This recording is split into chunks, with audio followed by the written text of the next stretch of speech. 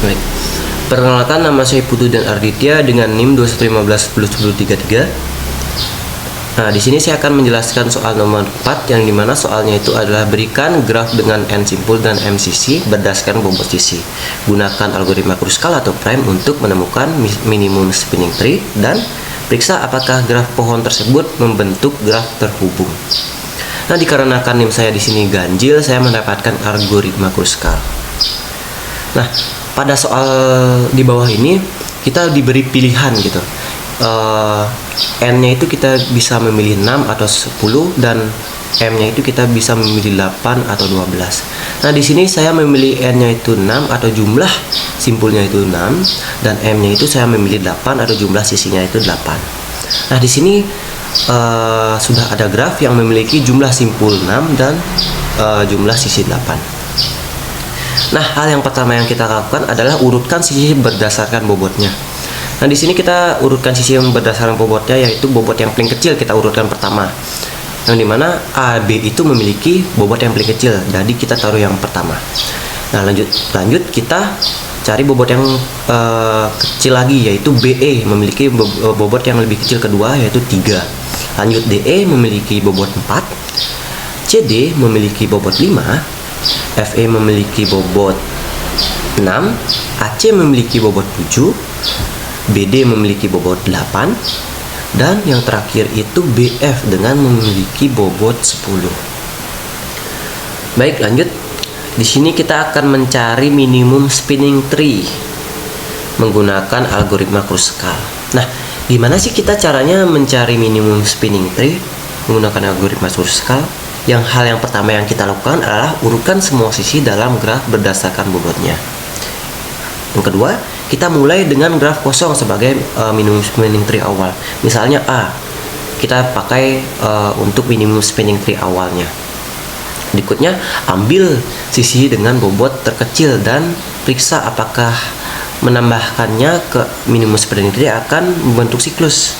Nah, jika tidak membentuk siklus, kita bisa menambahkan sisi tersebut ke minimum spinning tree. Seperti itu. Nah, kita akan coba sekarang. Kita lihat di sini. Kita mulai dari A ya. A, B, dia itu tidak membentuk siklus. Kita tambahkan ke minimum spinning tree. Berikutnya untuk yang bobot yang terkecil yang kedua ada BE. Dia itu tidak membentuk siklus. Nih, dia tidak membentuk siklus, kita tambahkan ke minimum spinning tree. Berikutnya itu ada DE dengan bobot 4. Lihat, dia tidak ada membentuk siklus. Kita tambahkan ke minimum spinning tree. Untuk berikutnya itu ada CD. CD itu tidak membentuk siklus. Kita tambahkan ke minimum spinning tree. Untuk yang terakhir itu ada FE. Dia itu tidak membentuk siklus. Kita tambahkan ke minimum spinning tree. Gimana sih contohnya kalau misalnya membentuk siklus itu gimana sih contohnya? Nih, misalnya ini udah terbentuk semua nih. Kita tambahkan nih B sama F. Nah, kalau misalnya kita tambahkan B sama F ini, dia akan membentuk siklus seperti itu. Oke, kita lanjut. Pada pertanyaan di atas juga disebutkan apakah graf pohon tersebut membentuk graf terhubung. Jawabannya itu adalah iya, karena di dalam graf tersebut tidak ada siklus yang terbentuk seperti itu. Baik, kita lanjut.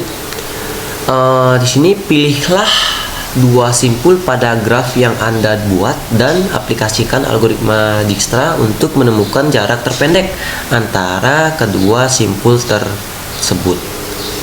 Nah, seperti yang kita ketahui, algoritma Dijkstra itu menggunakan prinsip Grandi dengan memilih simpul dengan estimasi jarak terpendek pada setiap langkahnya seperti itu.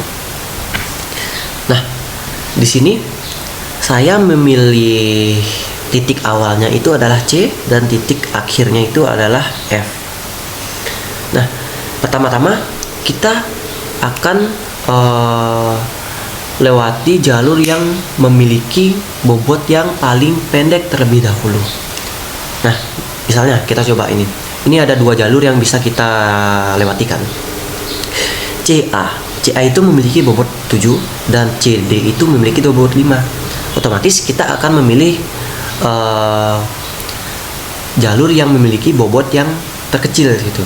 Jadi kita memilih jalur C ke D, yaitu dengan bobot 5.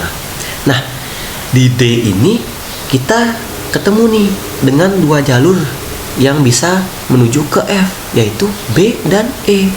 Kita lihat untuk jalur D ke B itu bobotnya berapa? Bobotnya 8. Dan D ke E itu bobotnya 4. Otomatis kita memilih bobot yang paling kecil, yaitu 4. Lanjut, kita akan lanjut. Kita sudah sampai di E. Nah, di E ini kita bisa langsung ke tujuan akhir, dan kita juga bisa mengambil jalur B untuk menuju tujuan akhir. Nah, kita balik lagi nih ke syarat algoritma Dijkstra. Nah, syarat algoritma Dijkstra itu adalah kita itu disuruh memilih simpul dengan estimasi jarak terpendek pada setiap langkahnya. Jadi kita otomatis akan memilih jalur B seperti itu, yang memiliki bobot 3. Nah, kita ketemu lagi nih. Ketika kita sudah sampai di B, kita ketemu dengan jalur CAB. Nah, di sini kita bisa melewati jalur CAB untuk menuju ke F gitu. Nah, kita sekarang coba jumlahkan. Kita coba jumlahkan dari jalur yang kita cari pertama kali, yaitu C, D, E ke B, yaitu 12. 5 tambah 4 tambah 3 jadi 12. Dan kita coba nih jumlahkan jalur yang lagi satu yang kita temukan, yaitu C ke A ke B dengan total 8. Nah, memang algoritma Dijkstra itu harus memilih simpul dengan estimasi jarak terpendek dari setiap langkahnya. Tapi ketika kita mendapatkan total bobot yang lebih pendek dari jalur yang lain, kita bisa melewati jalur tersebut seperti itu. Nah, lanjut. Di sini kita sudah dekat nih dengan tujuan akhir, yaitu F, dengan total bobot 10. Nah, di sini kita sudah mendapatkan jalur yang jarak terpendek yang kita dapatkan itu adalah C A B F dengan menggunakan algoritma Dijkstra seperti itu, dengan total bobot 18. Mungkin seperti itu aja presentasi dari saya. Mohon maaf jika ada kesalahan kata. Terima kasih.